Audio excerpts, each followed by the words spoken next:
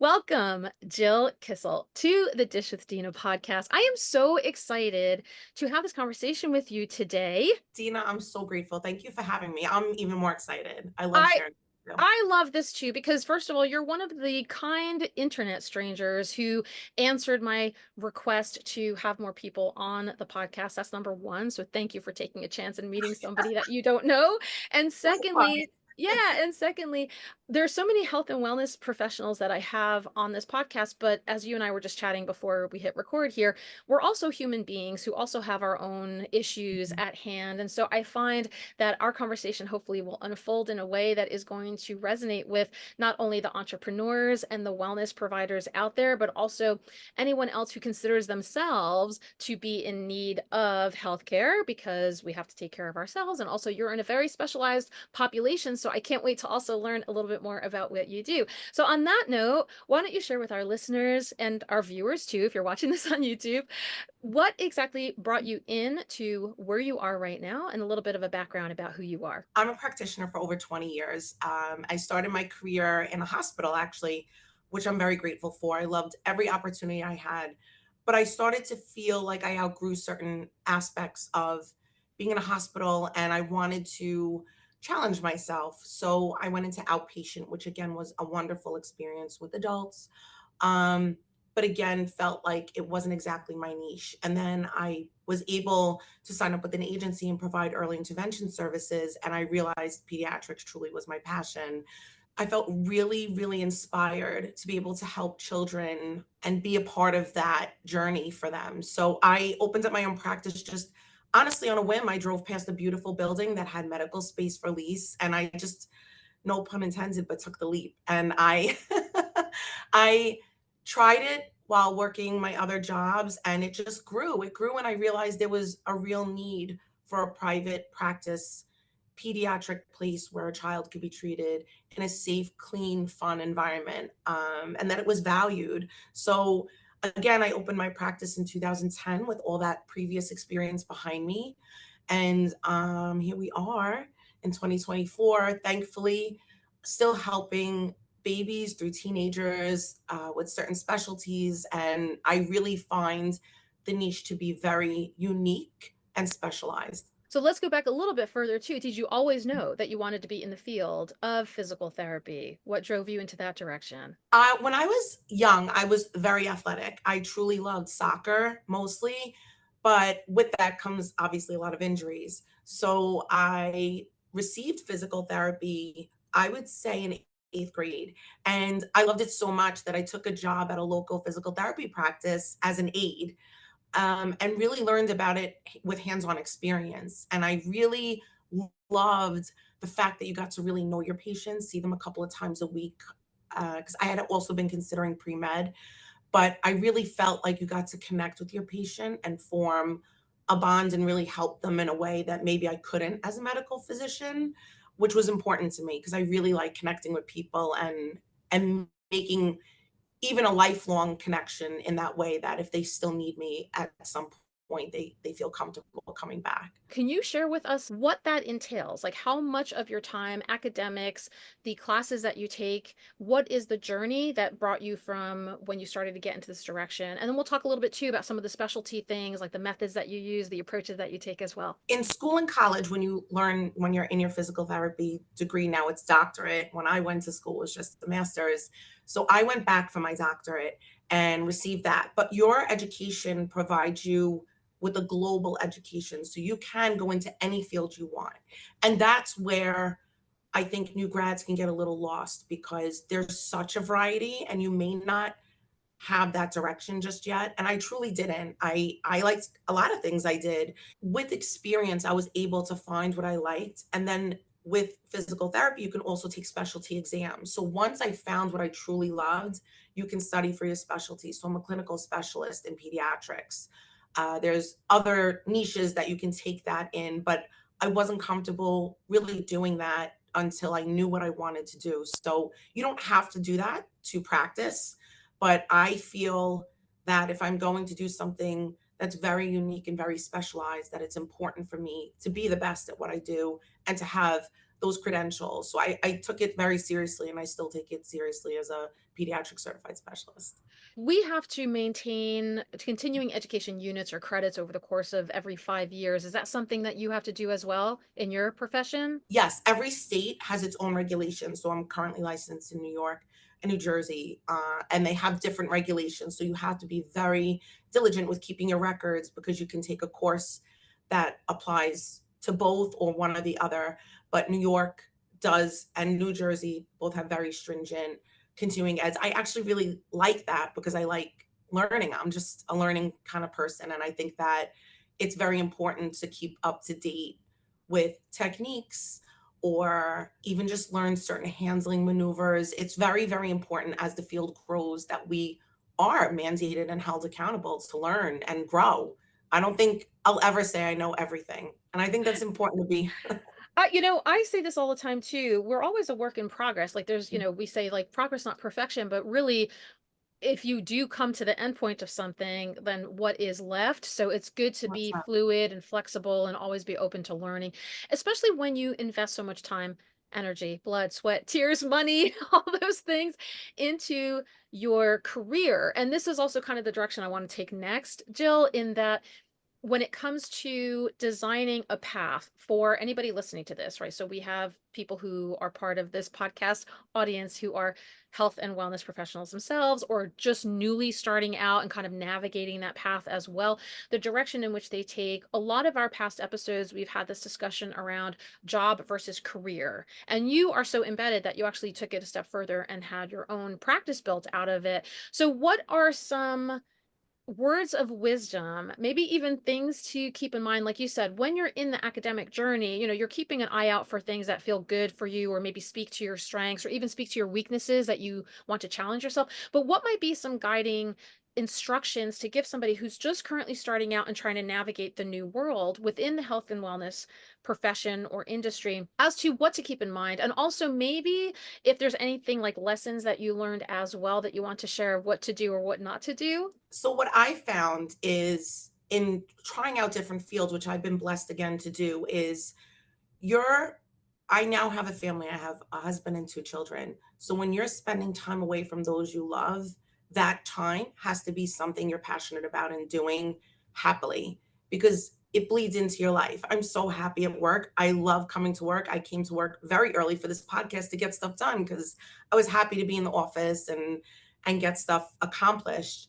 So I really are in health and wellness. I think it's very demanding no matter what field you're in. I think it's constantly growing. It's not usually something you could do remotely. People value face to face a lot of times. So it's demanding on especially physical therapists physically, emotionally, because you're dealing at the end of the day with an issue that someone has. So when you're passionate about what you do and you want to do the best that you can, I think it's extremely important to absolutely love 100% what you do because the time spent away from your family has to be valuable emotionally, mentally, and physically. Otherwise, we work sometimes more than we're with our family. So if we're doing that much time with something, I think it's extremely important to love what you do, or you're gonna burn out. And I think there's a lot of burnout in the medical field in particular.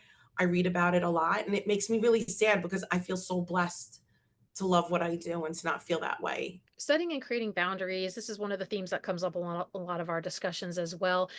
While you're a student in something, or while you're going through your internship, or while you're maybe even in the first few years of developing a career for yourself, obviously you might have to be a little bit more flexible or do things that you're not super in love with just to make a name for yourself or to gain experience, but definitely not to the point where you're sacrificing your own personal time or your psyche and losing relationships as well. Like you said, sometimes we've used the language here, not work-life balance, but work-life harmony, in that sense of it's maybe not a 50-50 split. There might be definitely things that you're putting in a lot more effort and energy weighted wise into certain factors and dimensions of your life in order to create a career, create a business, etc. And but you have to also have the support around you that people are understanding of that, and that when you are with them, you are with them. Like you're not allowing the phone to go off and you want to be present in that moment and also for yourself too. So I really love that direction that you shared,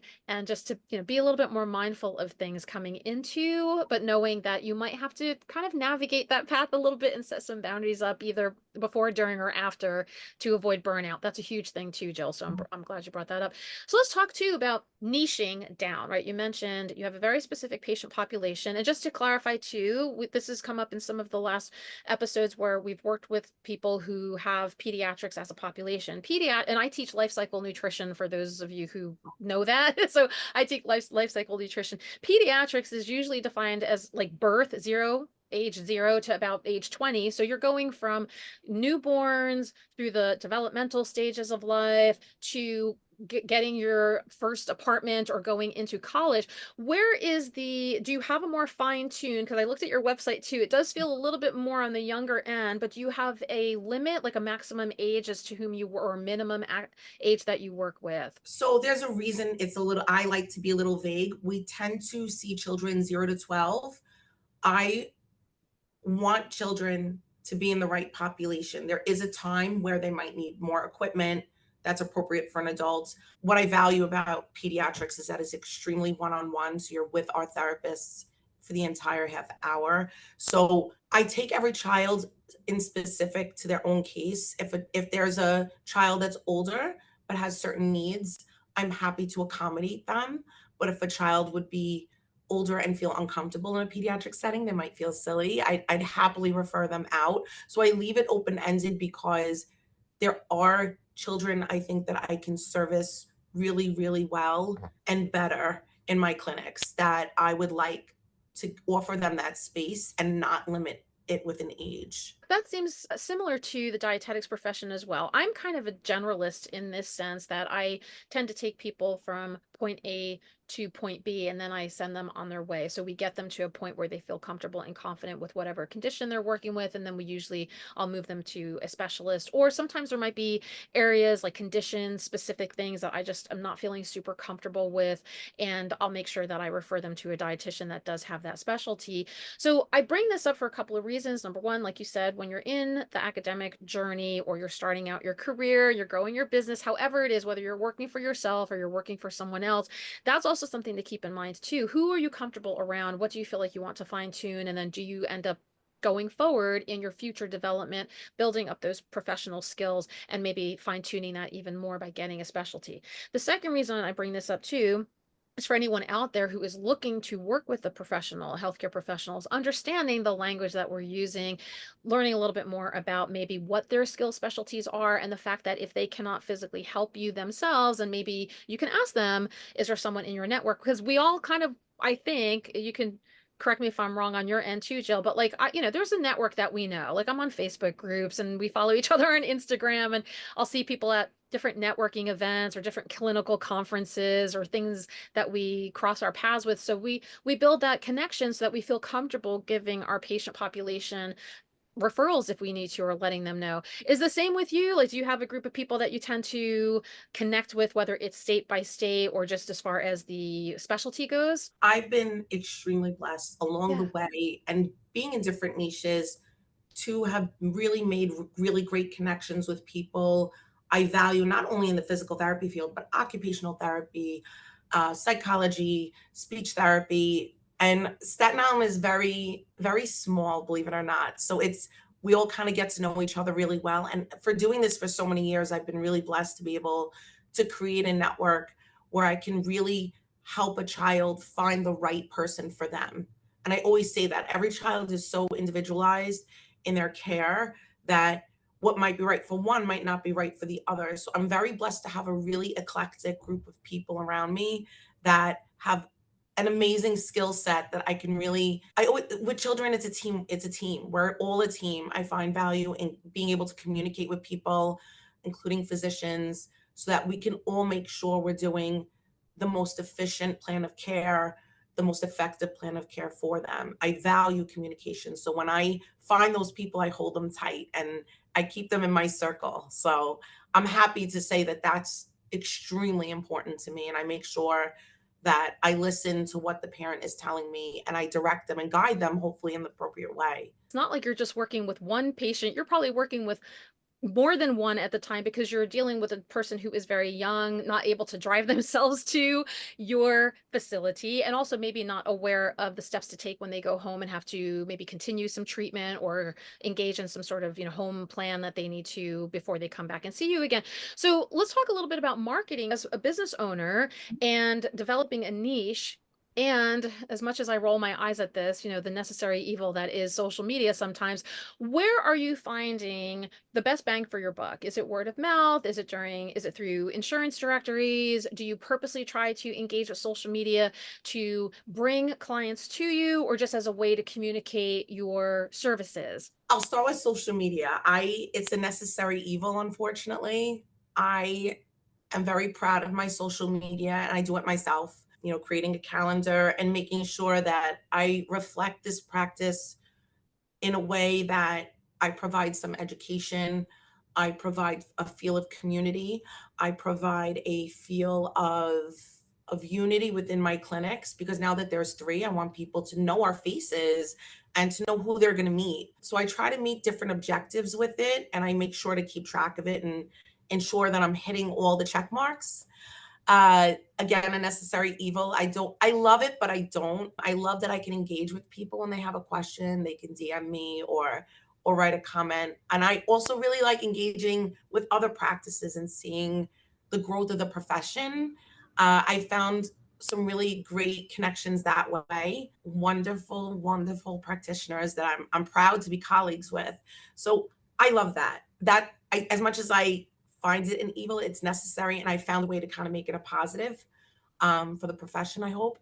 So with that, I do marketing obviously with pamphlets when we try to be involved in the community. I find that to be a very important thing for me is to be very genuine.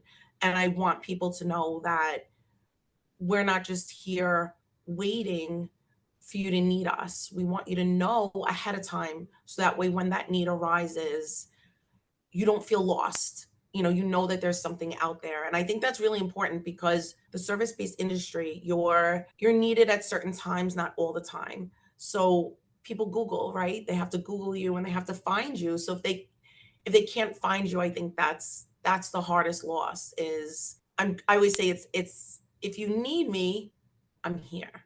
So I want them to be able to find me on Google and again, social media is a part of that. So I don't find the typical paper pamphlet marketing type tools to be very effective for me, but it's nice to leave with pediatricians so that way parents are around it and can see it. But I do unfortunately use the social media a lot, a lot. But I do enjoy it. It's fun, it's time consuming, and as you said too, there's some engagement and building a network, even just to share expertise of tips and tricks and resources and things to look out for when you're working with us or when you need to go find a practitioner that suits your needs. And so you mentioned something there too about that interdisciplinary team of people with whom you network with, but also that you're sharing your services with, because those are places that your potential patient population will be coming from. So dropping off whatever handouts or business cards at your nearest pediatrician's office. And I say this too, because again, if you are a patient looking for a healthcare practitioner, that's a good place to start. Who would you recommend? Okay, granted, yes, I can go through my insurance panel or whatever, but are there people that you feel comfortable with talking to each other? And then if you are the person who is the health and wellness provider, then you can also make sure that you're boots on the grounding it every now and then, where you can just go out, shake hands, drop off some cards, just want to introduce myself as your neighborhood provider and looking forward to being of service to your clients however I can. So I really appreciate that. Speaking of boots on the ground, Jill, let's talk a little bit about, obviously in your profession, you are doing very manipulative things, hands-on things, physical therapy that requires you to have physical presence. What happened during the lockdown? Did you have to do or move to virtual spaces in the time being, or were you able to figure out how to make that work? Or if somebody is maybe not able, if they're traveling or on vacation or something, do you offer virtual services too? So we absolutely switched to virtual in the very, very beginning, which really required even more so parent involvement. which really made me realize how skilled we really are as professionals and how much I really value the tool set we have and being able to really have our hands on our patients and do the things that we do. It was challenging, and then we were able to move into we would meet the parent, bring the child in. I would, be able to use devices so that they could see the session with me and the child with masks on. And then luckily, in the medical field, as long as we adhered to certain guidelines, we were really able to get people in the door. And it made me nervous because I wasn't sure how it was going to turn out, but I'm so blessed that our patients really valued our hands-on experience. And it really ended up, once we could really be in person, it happened very quickly for us. Again, we're one-on-one anyway, and we always kind of socially distance without really realizing it. If I have a child with me, sitting next to another child and therapist doesn't really make sense. So it kind of healed itself for us. So again, I really valued it, and we followed all the guidelines we had to, and thankfully we made it through with our children remaining healthy, our parents remaining healthy, our therapists remaining healthy. But it was scary as an owner because there was a lot of guidelines changing very quickly, and my priority was making sure people were healthy. Yeah, that's the challenges that I was thinking too would represent as well, not just a physical location of having to have whatever you're building, leasing agent, office management, whatever it is that's now coming down the chain, but also making sure that you're still there for your patient. You can't just be like, all right, peace out. Who knows when this is going to end? I'll see you next year. You still have to offer a workaround. And in the world of dietetics or other office settings, right, the telehealth world that has now kind of taken over, and I'm not in love with it, but I'm glad that it exists as a convenience to some of the people with whom I work. But I will say too, there's something about, I mean, the physical space that exists for me to watch somebody's body language, or just if they can't have their camera on, then I don't even know what's happening behind the scenes, which again is fine. I don't want to mandate anything that people don't feel comfortable with. But as a practitioner, it really does help me gain another level of understanding if somebody's feeling a little uncomfortable or open to a discussion that we might be having. And obviously, in your case, that's what they need, is to have your ability to help them with their movements. But this is the challenges that sometimes happen, and business planning is part of that too. But sometimes we don't even realize something that significant will happen, but it's nice to know that you were able to make quick changes and make sure you're able to maintain the business as well. You have a staff, obviously, right? You're working with other people. It's fair to assume people can make sessions or appointments with your staff or online booking. How does that work? And also, how does it work with insurance companies and billing and reimbursement, depending on how much or how little you work with those as well? Because these are all the not fun things people don't like to talk about when it comes to building a business. So share with us a little bit about that end of things. How does that work for you? So I think there's a lot of practitioners that give a steady schedule for children, for longer term cases. I, as a mom, my children are 9 and 12. So their schedules are wild. They're all over the place. So I really value being able to book by week, 2 months out. So that way they can look at their schedule, see what's going on. They have to fit in the dentist. They have to fit in baseball practice. They have to fin I want our children to do all the things they love, and we're just there to support them and provide that extra boost for whatever their need is. I like to always say, "I want you to fit us in when it's not a stressor." So if it's to me, if it's 3 o'clock every day, if there's something else that pops up, it's stressful, and then I wouldn't be able to maybe necessarily accommodate them. So I like them to book weekly with our staff at the front desk. And again, they can book out for a few weeks just to have, a schedule ahead. But usually when the summer comes, their schedule changes. There's so many changes. I really like to be flexible for them. So that way, if they want to call and say, "Hey, I can't make tomorrow's appointment at 3 o'clock," we can say, "Not a big deal. We're open at 5 with this practitioner. We have an opening at 4 if that works for you." And I find that although it can be a little time consuming for reception, I find being flexible for the parent eases a little bit of the stress. So I prefer to do it that way so that they can easily be flexible and we could be flexible. So that's our scheduling. I really, really enjoy doing that. But insurance wise, I also find it can be confusing for people to understand their medical coverage. So when a parent calls, we do all the legwork. They will call, they'll provide us with their insurance information. We'll tell them what their benefits are, and then they can make the choice to book with us or not. We give them all the financial obligations that come with their insurance because I don't want anyone to come to a practice. A lot of times this is the first time, even as an adult, that they're accessing physical therapy. I find a lot of parents, they're bringing their child, but they hopefully have never needed any kind of rehabilitation. So it's kind of a new world for them because they've seen the pediatrician. They might have seen an orthopedic. They might have seen other more primary type of doctors, but in terms of rehab, I think being upfront and honest with them about their coverage is really important because insurance changes even year to year. I think it's important to be honest and transparent, them to not have to stress knowing all the questions to ask.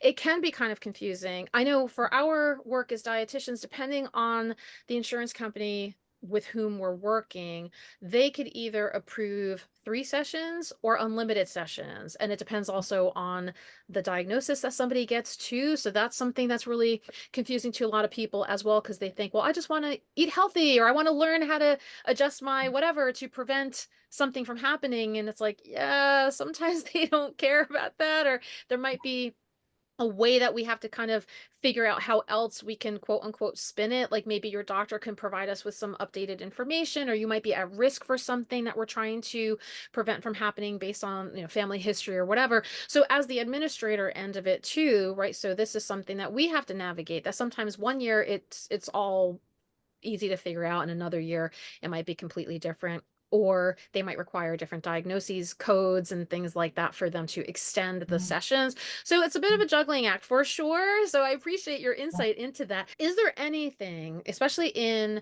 the environment in which you are, but also the patient population with whom you work, any hot topics that come up, any things that you get questions about constantly that you might want to clarify or debunk for the people who are watching or listening to our discussion? With pediatrics in particular, we really like to involve one parent in our session or one caregiver.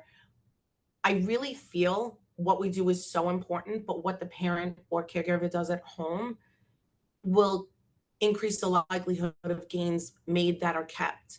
So while I value obviously our clinical skills and profession, I really value that home consistency. So I think it's really important that the parent is involved in our session, not absent, not sitting outside. I want them to put their hands where I'm putting them to know so I can describe what they're seeing or feeling so that they know what to do at home. Take video of what I'm doing for them to take home. I really feel like you're not just bringing your child to physical therapy, you're involved in your child's healthcare.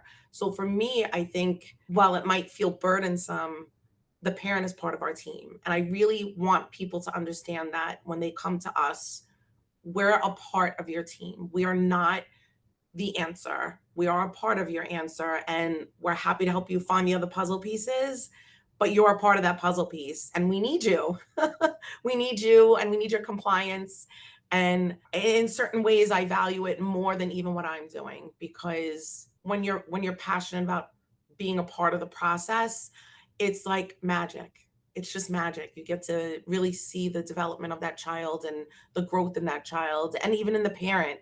Empowering them to feel like they're a part of it is a really nice, I get more out of it sometimes than the child. So it's really a nice experience. That's a key word, empowerment. And that's the something too that again, with advocating for the patient as well, to allow the patient to understand that, yes, you're coming to people who are qualified and credentialed in what they're doing, but ultimately you're taking home with you information, resources, the treatment plan, the goal setting also has to come from you as well. So that's something that is a continuation to also help you with lasting long term. Because again, again, you said they might come for a short amount of time. We're not coming to your house. Well, I mean, you might do, at home visits or something, but not necessarily, we're not moving in with you and preparing your meals and helping you engage in physical activity when you are in your own environment, or you're going on vacation, or you're getting older and things are changing and so on. So I really appreciate taking a more patient-centered approach and having them feel confident in whatever it is that you're teaching them and sending them on their way,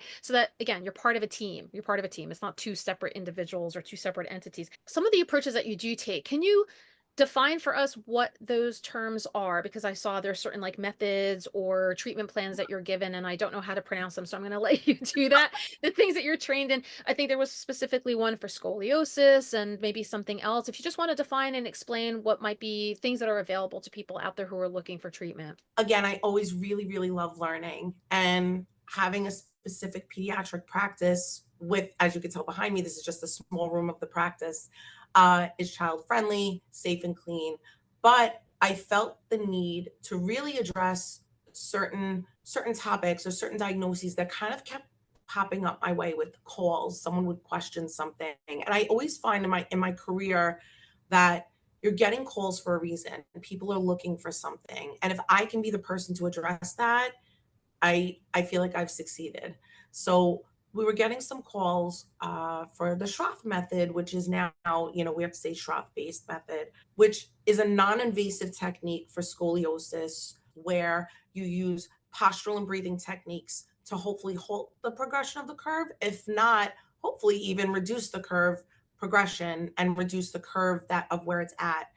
What I loved about it as a clinician is I felt it truly challenged my learning, where I felt like I was kind of taking some continuing ed and not really gaining much from it. After being experienced now almost 20 years, I'm finding I'm really seeking those opportunities where I could really learn and push the boundaries for myself. A basic infant course at this point for me isn't, while I love it and can listen to it, I really felt that Schroth was exactly what I needed at that point after receiving some calls for it. So with the level one, you it's an intensive week where you're doing all these hands-on. You actually have to treat and pass that type of test, and then you have to take a written test.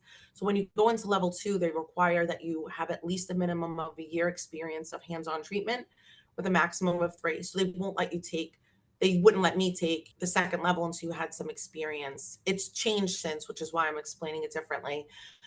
But I also had to do a case study and present it. So I found value in reflection of the cases.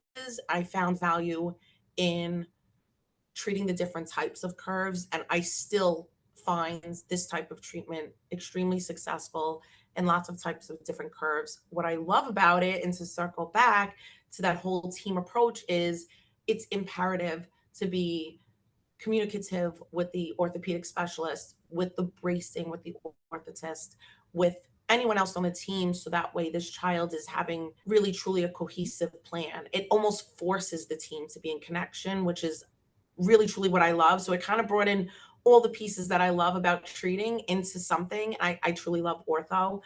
And seeing these kids in these x-rays, it's amazing the results you can achieve, especially with bracing. We also provide DMI services, dynamic movement intervention. So to be able to do intensives, you have to take A, B, and C.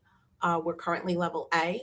Many of our clinicians are clinician in all 3 of my clinics that are trained in Schroth and have some level of DMI.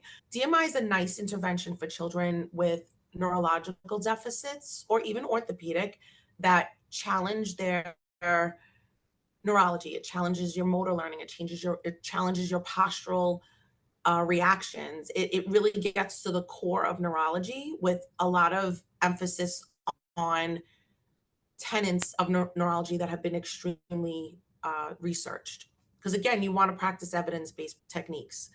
So the techniques are based on very researched topics such as motor learning, motor planning. We utilize it it's another tool in our tool belt. And that's what I love about our practice, is that people are constantly looking to add another technique. I know there's practices out there that just do DMI or just do Schroth, and I value that as well.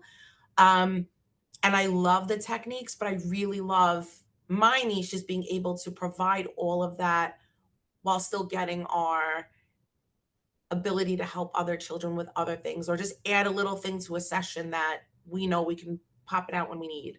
So we're in the process of getting fully certified to be able to provide those types of services. Shroff, again, we have it requires some equipment. We have them in all three clinics, and we found really great successes with it. So I'm proud to really offer these services, and I'm up for anything else if anyone hears of anything that's research based. When a parent calls, I want them to say, "Hey, do you offer this? I'm really looking for this. My child has this need." And I love being able to say yes. Research-based information, practices, evidence, etc. But then practice-based positive outcomes, like you can truly say, this was worth it. This is something that we can see is really helping the patient, but and also a testament to the body's ability to be resilient and the neuroplasticity too, right? Because that come up in, I think that came up in your website description as well of, we, I think we take a lot of what we do and the dimensions around us, obviously the factors that exist environmentally, et cetera, that's definitely playing a role. But in the individual, more cellular level, our body is quite resilient. And so if we have the ability to access these things, obviously, if you have the finances for it, the time available for it, or the just accessibility to it, people are offering things to you as a patient, then that will benefit you in the long term, because it's not all up to you all the time. There are definitely people in your team that are there to support you and provide you with these things. What else are you juggling for yourself to manage your own self-care and your own health and wellness? Share with us a little bit about both personally and professionally a current week in the life of you. So I've found having a schedule is really important, and scheduling my meetings out. At the end of December, I try to schedule out all the meetings I need to have with my staff. Obviously, things pop up, but for the most part, I'll schedule ahead of time my clinical director meetings, any reception meetings, staff meetings ahead of time, so we all have plenty of time to prepare. I'm a prep person, so I'll always have like a list of things, or I'll do numbers, whatever I need to give them the information to do their best. So I like to do that a year out, have that all planned out. I spend some time weekly on social media so that I stay ahead.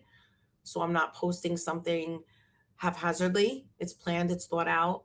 I try to get things done now more in the morning and on weekends, believe it or not, because with my children, I want to enjoy them. I found when they were babies, it was easier to be out and work it in the afternoon. I wouldn't be around in the morning. But now with their activities, which is something I love watching them dance and play baseball and soccer and track.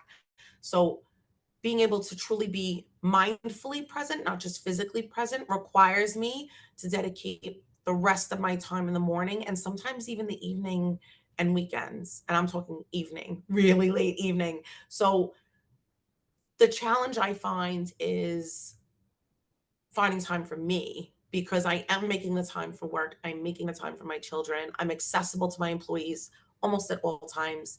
I think it's important to just take even 10 minutes, even if I sit in the car and just either listen to music, watch your podcast, watch something where I feel like I'm growing, or just relaxing, just shutting my mind off. My mind is constantly going. And I really feel that um, as a parent, I hope some wellness providers can understand this, and maybe feel this a little bit in depth. I feel like I have 30 hats and I'm constantly taking one off to put one on, and I'm reaching for all of them, which is exciting and I'm grateful for, but it can wear on you.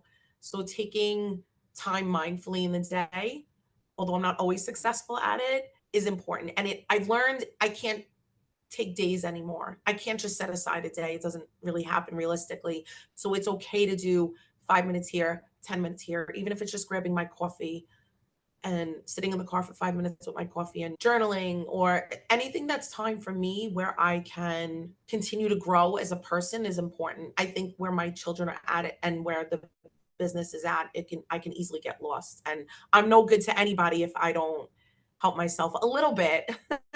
This is fantastic advice for really anybody, because I think what happens a lot of times, and this is another theme that comes up in some of the episodes of this instant gratification and I'm not doing enough and etc. Really, it's about the moments of time, right? So if you're all or nothing, that's not going to get you anywhere, but you should at least have something. So whether you are currently listening to this, watching this, you're in school, you are juggling many responsibilities. Maybe you're not taking on and taking off hats, but you're wearing four hats at the same time, or whatever the case may be, Time. of having that decompression moment for yourself. A 5-minute walk is fine if you can't get to a 30-minute workout at the gym. Like every little bit really does help. And I think it also allows a break in an otherwise busy day too, because sometimes we do get so focused or so juggling something from point to point that even just saying, let me get up and move away from my desk for 5 minutes. Let me go grab something to drink. Let me take a walk around the block or check in on a friend or just decompress, listen to something, journal, meditate, and allowing those moments, because the body can't just constantly be vibrating at this high level of energy and anxiety all the time. It's too much. It's too much on us on a cellular level, which, you're working with the younger population, Jill, but as you and I and anyone else out there listening, we age.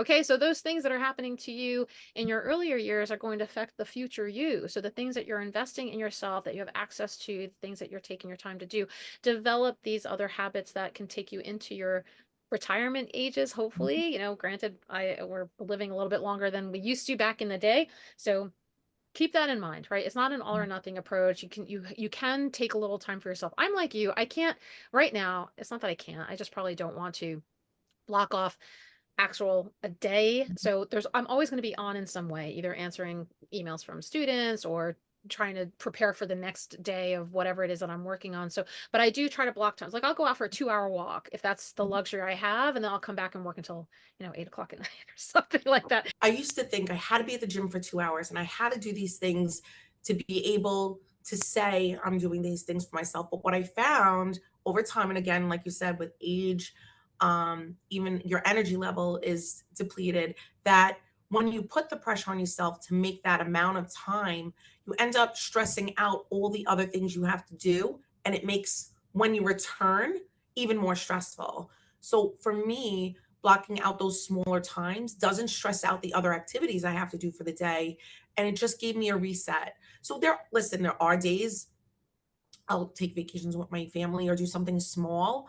But for the most part, if I don't take that time in the day, I'm really truly too overwhelmed. And I think it's really important to say it's okay to make these small increments of time. And even if that's all you could do right now, but it's better than doing nothing for a couple of days in a row. I always say it's tabs, right? We have all these different tabs like a computer in our head. So if I could just pause the tabs for 10 minutes, I'm better at dealing with those tabs than if I had the tabs open all day and I'm running. Absolutely, because then at what cost? I get this a lot too with some of the patients I work with who are also students on campus as well. So outside of my own private practice, I see people on campus too.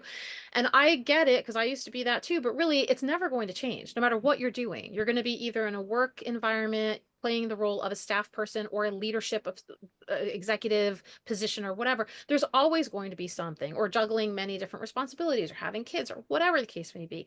But at what cost does it come? If you're constantly prioritizing all of the buzz, then your body just cannot manage that, and it's going to break down. You're going to be more susceptible to illness and injury, right? You're not focusing on things, etc. Is there anything that I didn't ask or didn't come up organically that you are thinking about or want to share before we officially wrap up? I feel like I walked away again with more reflecting on making that time for myself. I just returned from doing something for my daughter with dance. She had her nationals, and I turned on my work hat this morning, and I found that transition of shutting off and turning on a little shocking again. So I'm so grateful to have this opportunity to kind of reflect on all that and kind of remind me that it's okay to take the time and kind of return and be, better available to other people in my life. Granting ourselves grace and compassion, having that reflection of things, of it's never too late to start a new habit or stop something that's not serving you anymore. Just putting those boundaries in place with yourself or with others.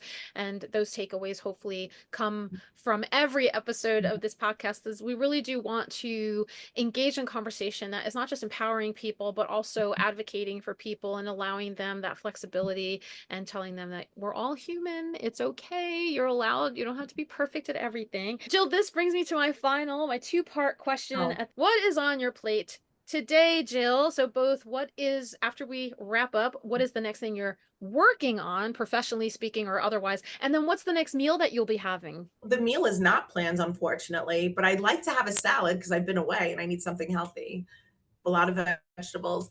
But I plan to get to my emails. I try to block out time to just set aside. Otherwise, I'm constantly firing emails off. So I try to set aside the time with dealing with that, but also kind of reconnecting with the leaders in my clinics, just because I have been away. So it's actually a perfect time to have this podcast because I've been away since Thursday through Sunday, and not shutting off because you never truly shut off, but being present with my daughter. Now I feel very renewed to be present for my staff. So again, reaching out and connecting and kind of like starting from the top again. Where are we at? Let's see where we need to work and get to. So today's an administrative day. I really like to kind of start with that. And then unfortunately, I don't plan my meals. I should really get to lunch at some point today. And my goal is to cook a little bit more because, again, being out with sports and stuff, it's been really hard. I love for my children to have more home cooked food. So that's been a goal. So I can do that tonight. And I'll do it tonight. And if I can't do it tomorrow, I'm not putting the pressure on myself. I am so, so grateful and honored for the people, like I said, in your case too, like who just, we come across each other online. Thank goodness for having a large, wide world become so much smaller in the current state of affairs that we live in. Like we're able to reach out and see each other on the internet or through social media. And there's a reason for it, right? There's no such thing as coincidence as far as I'm concerned. There's a reason why we connected. There's a reason why we have kind of like similar missions and values as well. This was a huge thing for me. I don't usually love speaking in front of people, but this is right up my alley, making a connection and speaking genuinely with somebody. So this was like exciting for me. This is another thing of my career that is exciting and renews me for, to keep the longevity of a career. I think that's really important. I am so grateful for your time today. I'm glad that we got a chance to learn a little bit more about what you do, gain some insight into your profession, your career, your patient population. And I hope everybody takes away a little nugget of something that makes you feel a little bit more like you learned something, you got educated and informed and able to take that next step with whatever it is you decide to do. So thank you, Jill, for being here. Have a great rest of the day. Enjoy your salad or whatever you cook for yourself later. Dina, thank you for having me. This was really exciting. I'm going to look back and really keep this little nugget of this day in my head because it was really nice to reflect on things. I appreciate your time.